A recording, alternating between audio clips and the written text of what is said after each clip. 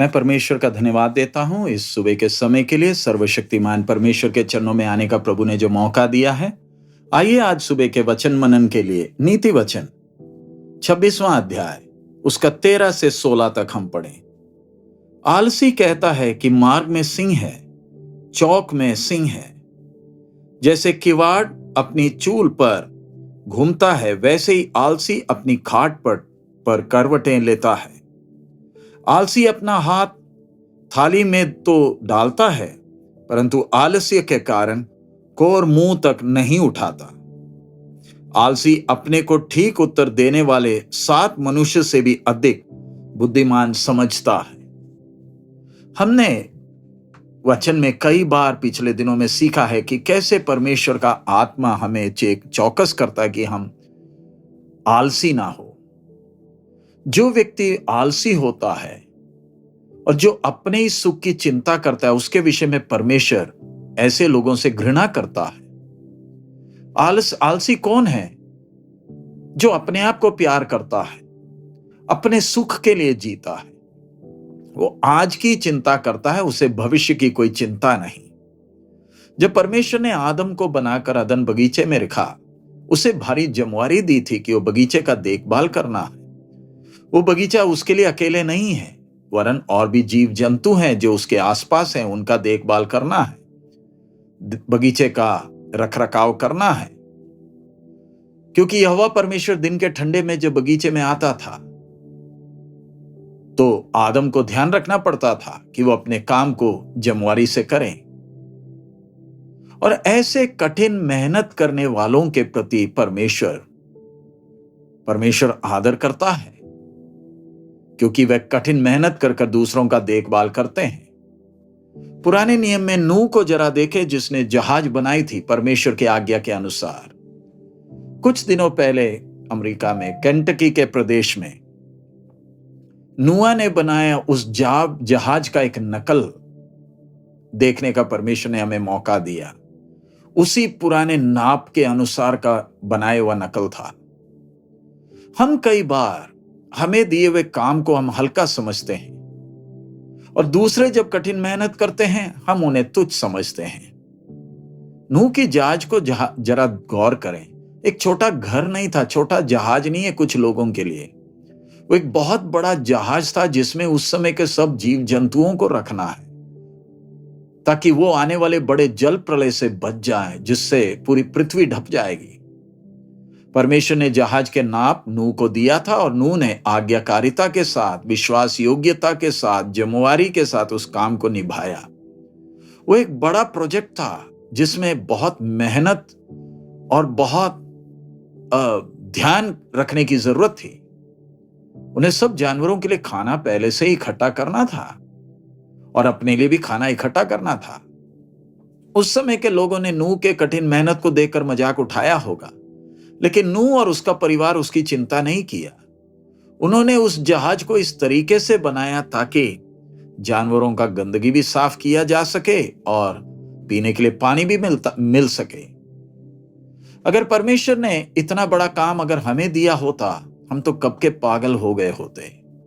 लेकिन नूह और उसका परिवार वफादारी से उन्होंने काम निभाया। उसके परिवार के सदस्य भी नूह के साथ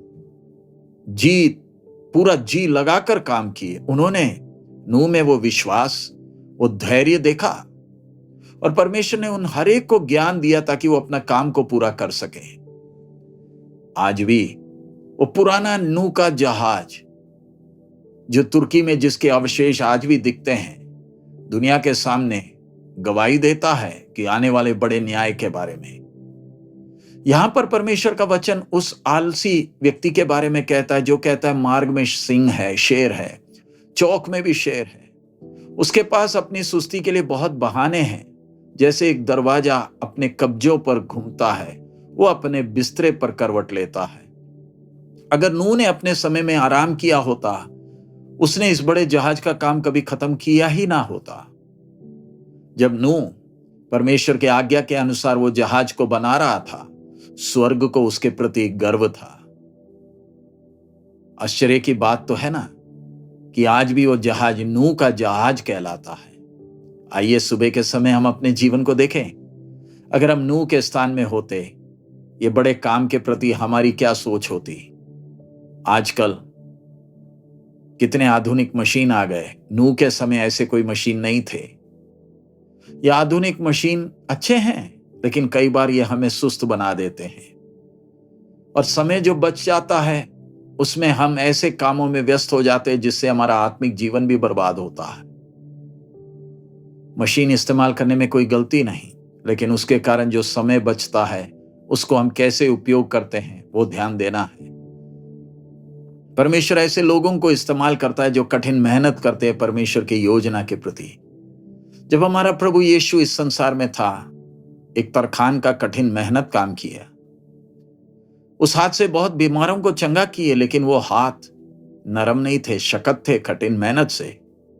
आजकल बहुत से सेवक और विश्वासियों को कठिन मेहनत करने में बड़ी शर्म आती है। परमेश्वर ऐसी सोच को नफरत करता है, क्योंकि वचन में लिखा है मजदूर को मजदूरी मिलना उसका हक है।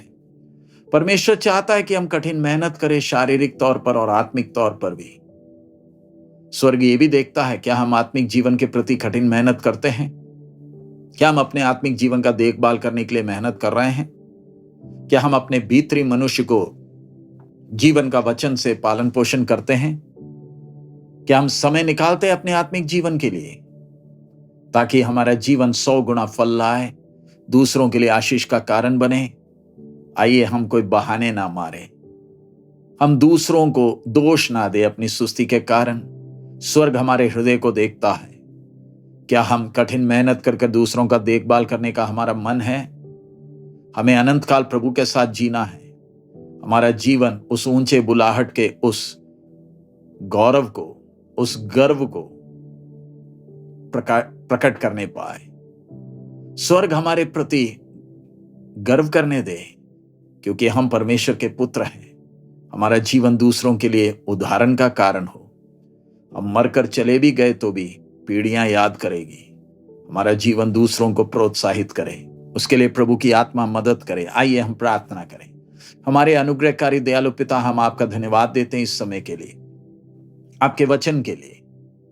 आप हमें शिक्षित कर रहे हैं, इसलिए धन्यवाद प्रभु। इन दिनों में, इस आधुनिक दुनिया में प्रभु सुस्त और लापरवाह रहने का मौका ना हो, वरन इन दिनों में कठिन मेहनत करते हुए आपकी योजना के तहत अपना जीवन बिताने के लिए हम एक एक को मदद करें। प्रभु तेरी आशीष मांगते प्रभु, ज्ञान दे, ताकि जो भी हमें देखे आपकी महिमा करने पाए और हमारा जीवन बहुतों के लिए प्रेरणा का कारण हो सके। प्रभु सब महिमा आप ही को देते हैं। आपने हमारी प्रार्थना सुन लिया, इसलिए धन्यवाद। यीशु मसीह के मधुर नाम से मांगते हैं, आमीन। प्रभु हम सबको बहुत आयत में आशीष दे। हमारा प्रभु अति शीघ्र आ रहा है। मारानाथा।